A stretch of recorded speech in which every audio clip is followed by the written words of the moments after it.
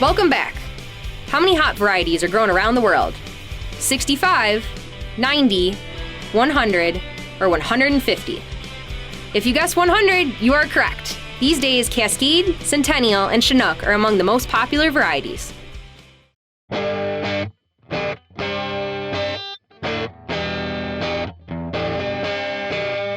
Today on Pure Brews America, not only are we in a brewery with delicious beer, but we've got live music. Just another day at Rochester Mills. Cheers.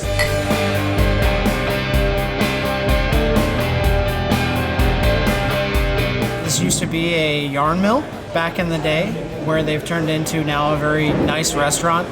Established in 1998 in downtown Rochester, this brew pub is both a historic and a delicious landmark. It's beautiful. I love it. I love the outside. It's hard to find a place that has good craft brew and live entertainment. You can't find this place anywhere else. It's not like a chain place. This is the only place you can find Rochester beer. Great tasting, great beer. It's local. Well, I like the beer a lot. The beer is good. Rochester Mills has got the best beer, I think, Great seasonal beers. It's fun. It's like an explosion on the tongue. So that's what I like. It's all the varieties you get to pick from. It's just fun to try new things and not just drink the same thing all the time. We think the beer speaks for itself, so go out and grab a 4-pack. For 15, 16 years, top producing brew pub in the state of Michigan, 700,000 plus customers that are coming through that facility. That's a lot of people moving through just one location, but when you talk to Rochester Mills fans, they see no reason not to keep coming back. There's the flavor, the taste, but there's also the atmosphere. Great food, great beer, great ambiance. It's a great culture here. The atmosphere, the family, the energy behind it, that's what we enjoy as much as the flavor. There's something in the water, we'll just put it that way. Cheers. Thank you. While the pub still brews beer, most of that stuff remains on site. In order to meet the consumer demand outside of Rochester, the company opened a massive production facility in the spring of 2012. Beer is a science. If you don't take that seriously, then you're going to put out an inferior product. Every brewery has shiny tanks.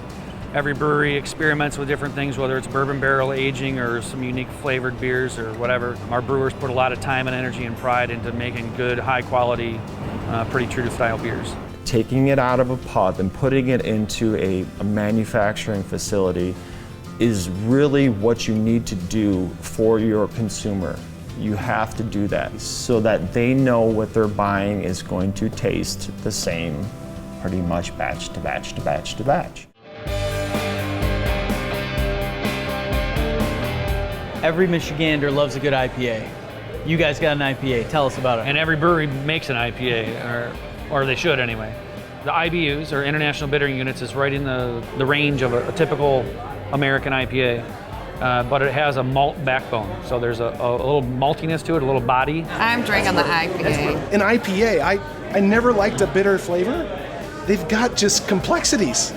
And they take the taste to a new level. I like bitter beer all of a sudden. I like the IPA. I really like hoppy beers, but when they also have the floral taste to them, I like that part too. It's a balanced IPA, which IPA in theory shouldn't be balanced because hops should be the predominant flavor profile. It's an approachable IPA. It gives you that hop interest, but also doesn't leave you with nothing to back it up in the middle, in the back of your throat. Well, you can't go to an awesome production facility like this and not have a little fun, right? So Shannon scored herself an invite to join the Rochester Mills production team. You ready to be part of the brew crew? Yes. Outfitted you with a shirt and everything? Nice. I'm excited. Cool. We're going to put you to work on a couple of minor things, nothing major. Okay. We're going to put fermented Oktoberfest beer into a firkin. We're going to prime it with some fresh wort from today's brew, which is our Rochester Red. And then as soon as that's full, we're going to give you the big wooden mallet and have you pound the bung in the top of it.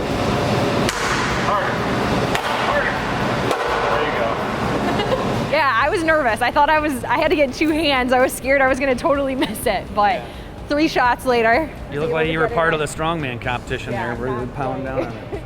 The beer of the day flowing through this production facility is probably their most recognizable brand that you're going to find on store shelves. Milkshake Stout brings all the boys to the yard. I don't know if that's been said yet, so I had to say it. The name Milkshake Stout is a clever name. The name will sell it once, but the quality will continue to sell it again and again and again and again. But the name is derived from the fact that it uses lactose in the brewing process, which is milk sugar. And milk sugar is not fermentable by brewing yeast, so it stays behind in the beer, giving you a little body and a hint of sweetness. It's fun to find a particular angle, a particular flavor that this small spot has developed. The lactose kind of takes the edge off the roasted, dry roasted character from the dark grains that are used in that beer. But with the lactose added, it kind of smooths that right out and it makes it a super creamy, easy to drink beer.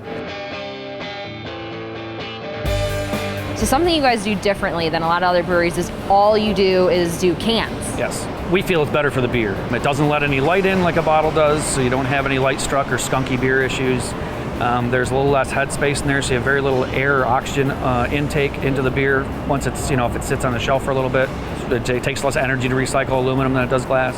And Michigan is full of outdoor activities, whether it's boating, canoeing, fishing, golf courses galore. Most of those places don't let you take glass. That makes the can a much more usable or user-friendly package to have the beer. So you ready to help out on the canning line a little bit?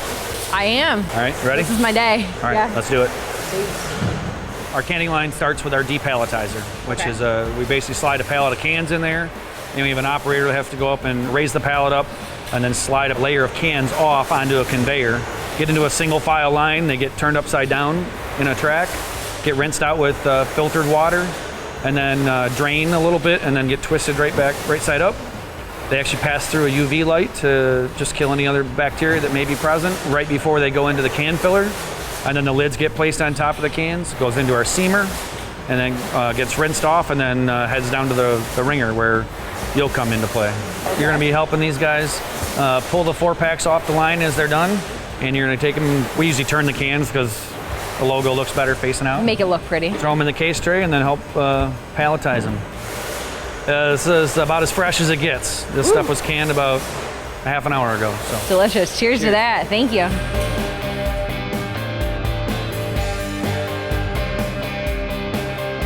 So today we visited a historical building, we drank some delicious beer, and somehow you became part of the Rochester Mills Brewing crew. What's up with that? Yes, I know you're jealous. I'm actually not jealous, and I'll tell you why. Because I have this. Ha ha! Cheers! Get out of here.